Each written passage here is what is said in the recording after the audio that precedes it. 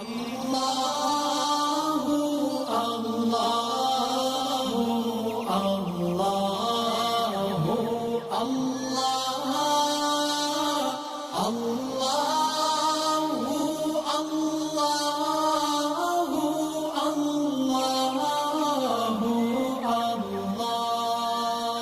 بالله من الشيطان الرجيم. بسم الله الرحمن الرحيم.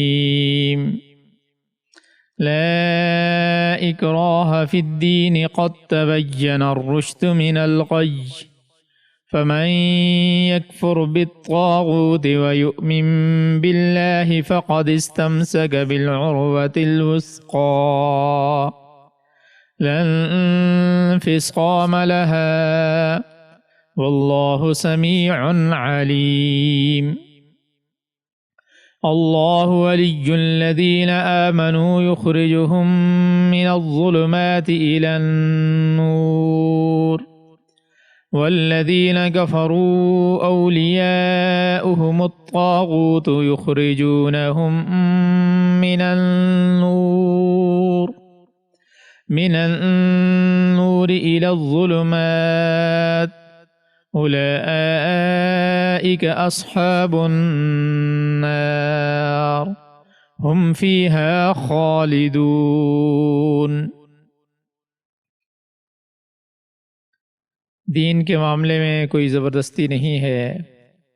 ہدایت کا راستہ گمراہی سے ممتاز ہو کر واضح ہو چکا. اس کے بعد جو شخص طاغوت کا انکار کر کے اللہ پر ایمان لے آئے گا اس نے ایک مضبوط کڑا تھام لیا جس کے ٹوٹنے کا کوئی امکان نہیں، اور اللہ خوب سننے والا سب کچھ جاننے والا ہے. اللہ ایمان والوں کا رکھوالا ہے، وہ انہیں اندھیریوں سے نکال کر روشنی میں لاتا ہے، اور جن لوگوں نے کفر اپنا لیا ان کے رکھوالے وہ شیطان ہیں جو انہیں روشنی سے نکال کر اندھیریوں میں لے جاتے ہیں، اور سب آگ کے باسی ہیں، وہ ہمیشہ اس میں رہیں گے. اس سے پچھلی آیت وہ آیت کرسی تھی، اور وہاں پر اس کی فضیلت بھی بیان ہوئی کہ یہ آیت فضیلت کے اعتبار سے قرآن حکیم کی سب سے بڑی آیت ہے.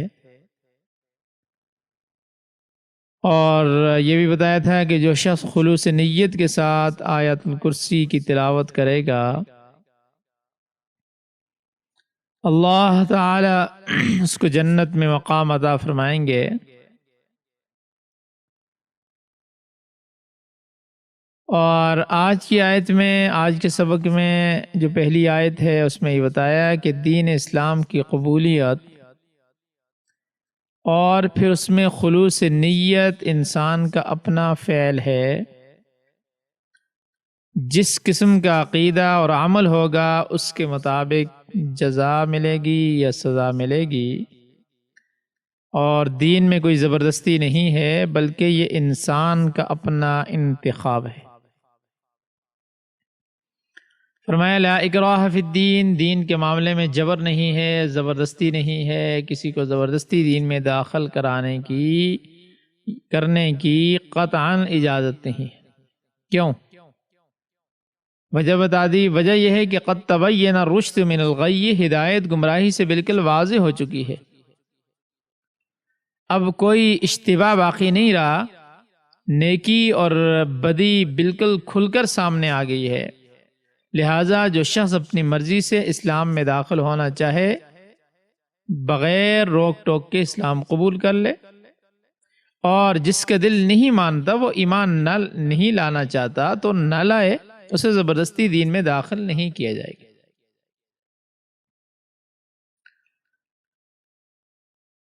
اب اس آیت کو دیکھتے ہوئے بعض لوگ یہ اعتراض کرتے ہیں کہ اس آیت سے تو یہ معلوم ہوتا ہے کہ دین میں زبردستی نہیں، حالانکہ اسلام میں جہاد اور قتال کی تعلیم بھی ہے جو بظاہر اس کے معارض نظر آتی ہے، مخالف نظر آتی ہے. یہاں یہ کہا جا رہا ہے کہ کوئی سختی نہیں ہے، اور ادھر جہاد بھی ہے، قتال بھی ہے. لیکن اگر تھوڑا غور سے دیکھا جائے، سوچا جائے، غور و فکر کیا جائے تو معلوم ہوتا ہے کہ یہ اعتراض بنتا ہی نہیں ہے. وجہ یہ ہے کہ اسلام میں جہاد اور قتال کی تعلیم لوگوں کو ایمان قبول کرنے پر مجبور کرنے کے لیے نہیں ہے۔ اگر یہی بات ہوتی تو جزیہ لے کر کفار کو اپنی ذمہ داری میں رکھنے اور ان کی جان و مال اور آبرو کی حفاظت کرنے کے اسلامی احکام کیسے جاری ہوتے؟ اسلام میں تو یہ حکم ہے کہ جو مسلمانوں کو ٹیکس دے کر ان کے علاقے میں رہتا ہے، ان کی ماتحتی میں رہنا چاہتا ہے، وہ بالکل اسے رہنے کی اجازت ہے، بلکہ پھر اس کی جان مال ہر چیز کی حفاظت اس مسلمان حکومت کی ذمہ داری بن جاتی ہے۔ جہاد اور قتال اصل میں دفع فساد کے لیے پیچھے بھی بات گزر چکی ہے، کیونکہ فساد اللہ تعالیٰ کو پسند نہیں ہے، اور کہ کافر ہمیشہ فساد کرتے ہیں۔ چنانچہ اللہ نے فرمایا وَيَسْعَوْنَ فِي الْأَرْضِ فَسَادًا وَاللَّهُ لَا يُحِبُّ الْمُفْسِدِينَ، کہ یہ لوگ زمین میں فساد کرتے پھرتے ہیں اور اللہ تعالیٰ فساد کرنے والوں کو پسند نہیں کرتے۔ اس لیے اللہ تعالیٰ نے جہاد اور قتال کے ذریعے سے ان لوگوں کے فساد کو دور کرنے کا حکم دیا ہے۔ پس ان لوگوں کا قتل ایسے ہی ہے جیسے سانپ، بچھو اور دیگر موذی جانوروں کا قتل۔ دیکھیں اسی طرح اسلام نے عورتوں، بچوں، بوڑھوں اور معذور وغیرہ کے قتل کو میدان جنگ میں بھی سختی سے منع کر دیا، کیونکہ وہ فساد کرنے پر قادر نہیں، حالانکہ کافر تو ہیں۔ ایسے میں ان لوگوں کے بھی قتل کرنے کو روکا ہے جو جزیہ ادا کرنے کا وعدہ کر کے قانون کے پابند ہو گئے۔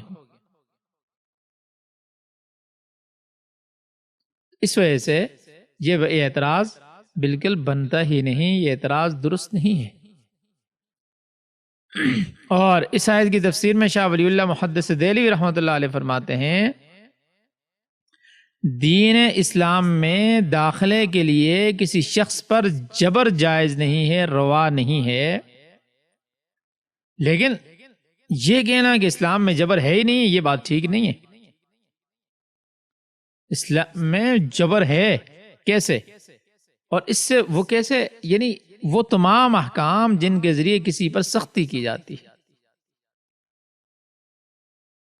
آپ حدود کا قیام دیکھ لیں، اب ظاہر سی بات ہے کوئی بھی مجرم خوشی سے تو سزا قبول نہیں کرتا نا، اسے اس کے کیے گئے گناہ کی سزا جبرن دینی پڑتی ہے۔ بدکار کو سنسار کیا جاتا ہے، چور کے ہاتھ کاٹے جاتے ہیں، شرابی کو کوڑے مارے جاتے ہیں، اور یہ جبر بالکل جائز اور ضروری ہے۔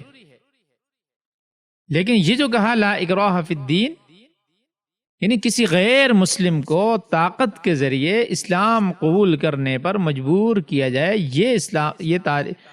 یہ تعلیم جو ہے اسلامی نہیں ہے، یہ اسلامی تعلیمات کی یہ بات منافی ہے۔ امیر المؤمنین حضرت عمر فاروق رضی اللہ تعالیٰ عنہ کے زمانے کا ایک واقعہ ہے کہ ایک عیسائی بوڑھی تھی۔ امیر المؤمنین نے اپنے ساتھیوں سے کہا کہ اس عورت کو کہو کہ اسلام قبول کر لے۔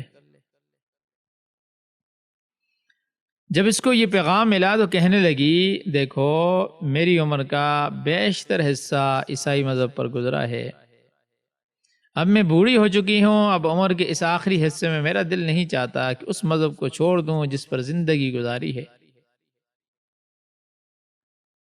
مجھے یہ بڑا دشوار نظر آتا ہے کہ ساری زندگی تو عیسائیت پر گزاری اور اب میں اس کو چھوڑ دوں، اب بالکل میرا آخری وقت ہے۔ حضرت عمر رضی اللہ تعالیٰ نے فرمایا کہ اس بڑھیا کو اس کے حال پر چھوڑ دو، کیونکہ دین میں جبر نہیں ہے، یہ نہیں ہے کہ تم مانو ہی مانو، اسلام قبول کرو ہی کرو۔ اسی طرح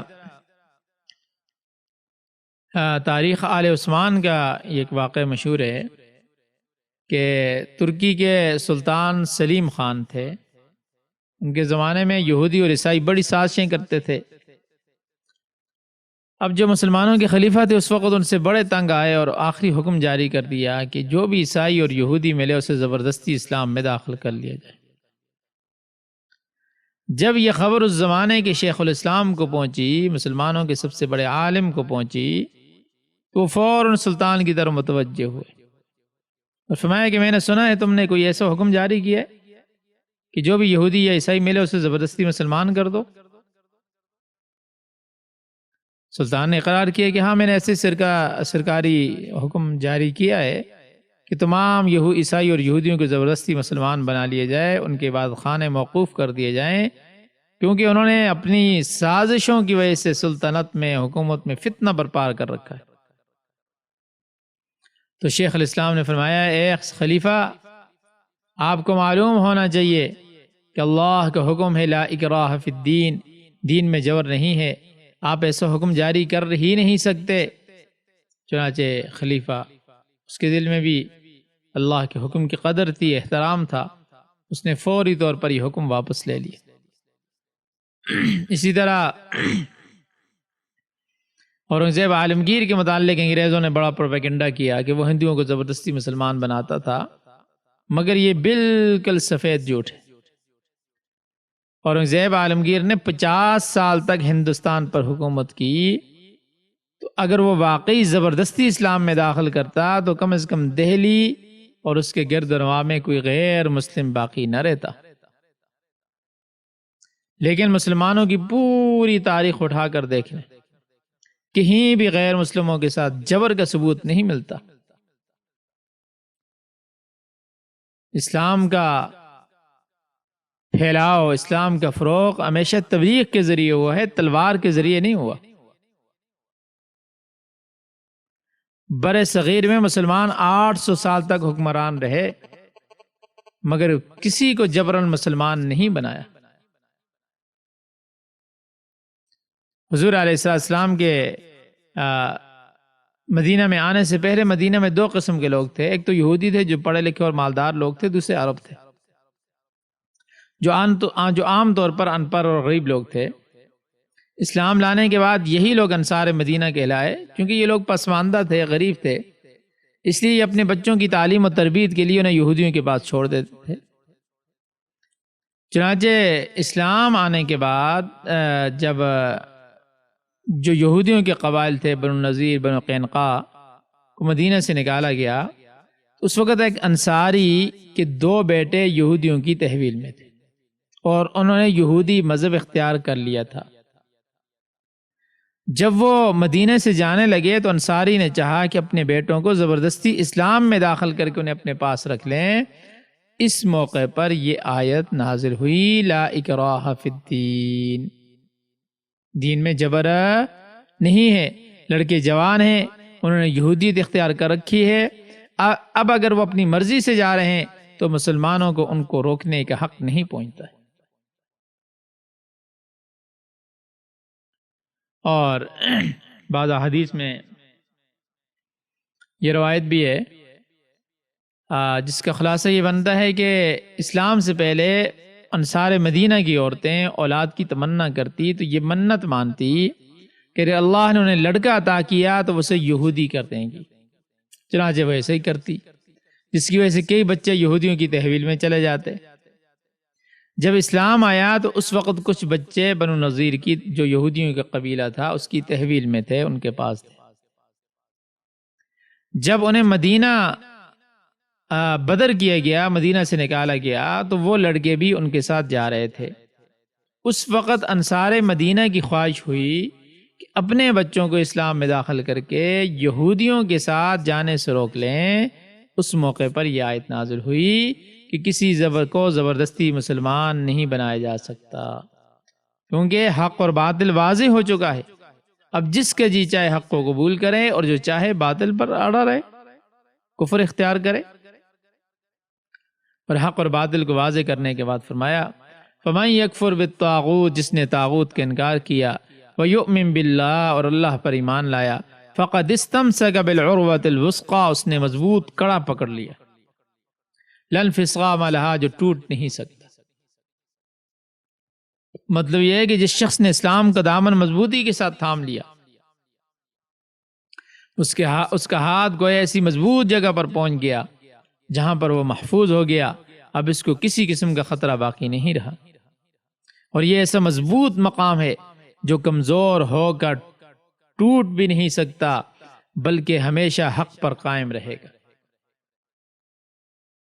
اب یہاں پر عروۃ الوثقیٰ، عروہ کا معنی کڑا اور وثقیٰ کا معنی مضبوط۔ حضرت عبداللہ بن سلام رضی اللہ تعالیٰ عنہ نے خواب میں دیکھا کہ وہ ایک اونچے ستون پر چڑھ گئے اور اس کے آخری سرے پر ایک کڑا لگا ہوا تھا جسے آپ نے مضبوطی سے پکڑ لیا۔ صبح اٹھے اور حضور علیہ السلام کی خدمت میں حاضر ہو کر خواب بیان کیا۔ آپ نے ارشاد فرمایا کہ اس خواب کی تعبیر یہ ہے کہ انت تموت علی الاسلام، کہ تمہاری موت اسلام پر آئے گی۔ انت تموت علی الاسلام، تمہاری موت اسلام پر آئے گی، یعنی مرتے دم تک تم اسلام کا دامن پکڑے رکھو گے۔ لن فسقام لہا، اس کا یہی مطلب ہے کہ وہ مضبوط کڑا ہے جو ٹوٹ نہیں سکتا۔ یہ کڑا ہاتھ سے چھوٹ تو سکتا ہے، مثلا آدمی گمراہ ہو جائے تو اسلام کا دامن چھوڑ دے، مگر یہ ٹوٹ نہیں سکتا ہے، اور اس کو تھامنے والا آدمی محفوظ ہو جاتا ہے۔ اور فرمایا واللہ سمیع علیم، اللہ تعالی ہر چیز کو، ہر شے کو سنتا ہے، جانتا ہے۔ وہ انسان کے ارادے تک سے واقف ہے کہ وہ کوئی نیک کام، وہ کام جو کر رہا ہے کس نیت سے کر رہا ہے، نیک نیتی سے کر رہا ہے یا بدنیتی سے کر رہا ہے، وہ ہر ایک کی پکار کو سنتا ہے۔ آگے جو ہے اللہ تبارک و تعالی نے ایمان والوں کو ملنے والے انعام کا تذکرہ کیا کہ جو شخص دین اسلام کے ساتھ وابستہ ہو گیا اور اللہ تعالیٰ اس سے راضی ہو گیا، اللہ ولی الذین آمنوا، اللہ تعالیٰ ان لوگوں کا دوست ہے، مددگار ہے، کارساز ہے جو ایمان لائے۔ لفظ ولی، ولی جو ہے نا اس کے سارے معنی آتے ہیں، دوست، رفیق، مددگار۔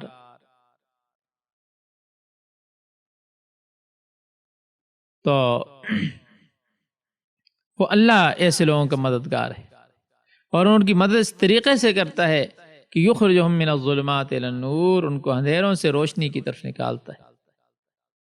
اب دیکھیں یہاں پر نور مفرد کا لفظ استعمال کیا، واحد، اور من الظلمات، ظلمات جمع، اندھیریاں۔ کیوں؟ کیونکہ توحید اور ایمان تو ایک ہی چیز ہے، وہ ایک ہی چیز ہو سکتی ہے، ایک کے علاوہ دوسری نہیں ہو سکتی، جبکہ کفر اور شرک بہت سے ہیں۔ کوئی ستاروں کو پوج رہا ہے، کوئی انسانوں کی پرستش کرتا ہے، کوئی قبروں کے سجدے کرتا ہے، کوئی جنات کو حاجت روا مشکل کشا سمجھتا ہے، کوئی بزرگوں کو سمجھتا ہے، کوئی اللہ کے ولیوں کو سمجھتا ہے، کوئی بتوں کے آگے سجدہ ریز ہے۔ یہ سب ظلمات کی قسمیں ہیں۔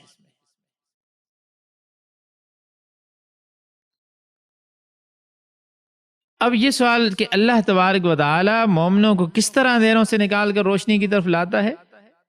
اس نے اپنے نبی بھیجے ہیں، کتابیں بھیجی ہیں جن کے ذریعے ایمان والوں کے دلوں کو منور کرتا ہے،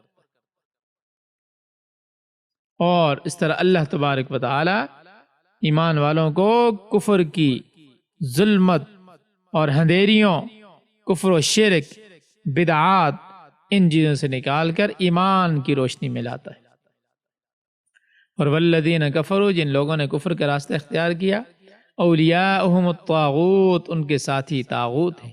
اور ان کا کام کیا ہے؟ طاغوت کا کیا کام ہے؟ شیطان کا کیا کام ہے؟ یخرجونہم من النور الی الظلمات، وہ انہیں روشنی سے اندھیروں کی طرف نکالتے ہیں۔ کیونکہ جب شیاطین کے ہتھے چڑھ جاتے ہیں، چاہے وہ شیطان انسانوں میں سے ہو یا جنات میں سے ہو، تو کوئی انہیں کفر کی طرف لے جاتا ہے، کوئی شرک کی طرف لے جاتا ہے، کوئی بدعت کی طرف لے جاتا ہے، کوئی ترغیب دلا کر، دلاسے دلا کر، خوشنما بنا کر گناہوں کی طرف لے جاتا ہے۔ ایسے لوگ بہرحال دین اور ایمان کی روشنی سے نکل کر اندھیروں کی طرف چلی جاتے ہیں۔ اور فرمایا کہ جو لوگ روشنی سے نکل کر اندھیرے کی طرف جائیں گے ان کا انجام کیا ہوگا؟ اولئک اصحاب النار، یہی لوگ ہیں دوزخ والے، ہم فیہا خالدون، یہ ہمیشہ دوزخ کی آگ میں رہیں گے، آگ میں ہی جلتے رہیں گے، وہاں سے نکلنے کی کوئی امید نہیں ہوگی۔ کیوں؟ دوسری جگہ فرمایا کلما ارادوا ان یخرجوا منہا اعیدوا فیہا، جب کبھی وہاں سے نکلنا چاہیں گے واپس اسی میں دھکیل دیے جائیں گے۔ اور ان کے مقابلے جو ایمان والے ہیں وہ کامیاب ہو جائیں گے، ان کا ٹھکانہ ہمیشہ کے لیے جنت ہوگا، وہ ہمیشہ ہمیشہ کی عیش و راحت میں ہوں گے، کیونکہ انہوں نے دین اسلام کے مضبوط کڑے کو پکڑ لیا اور پھر اس گرفت کو کمزور نہیں ہونے دیا، اسی پر جمے رہے۔ جی اب ترجمہ دیکھ لیں۔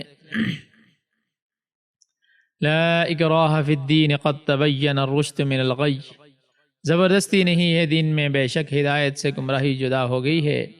فمن یکفر بالطاغوت ویؤمن باللہ فقد استمسک بالعروۃ الوثقی، پس جو گمراہ کرنے والے کو نہ مانے اور اللہ پر ایمان لائے، بس تحقیق اس نے حلقہ کو مضبوطی سے تھام لیا۔ لا انفصام لہا، ٹوٹنا نہیں اس کو۔ واللہ سمیع علیم، اور اللہ سننے والا جاننے والا ہے۔ اللہ ولی الذین آمنوا یخرجہم من الظلمات الی النور، جو لوگ ایمان لائے اللہ ان کا مددگار ہے، وہ انہیں نکالتا ہے اندھیروں سے روشنی کی طرف۔ والذین کفروا اولیاؤہم الطاغوت، اور جو لوگ کافر ہوئے ان کے ساتھی شیطان ہیں۔ یخرجونہم من النور الی الظلمات، وہ انہیں نکالتے ہیں روشنی سے اندھیروں کی طرف۔ اولئک اصحاب النار، یہی لوگ ہیں دوزخی، ہم فیہا خالدون، وہ اس میں ہمیشہ ہمیشہ رہیں گے۔ صدق اللہ العظیم۔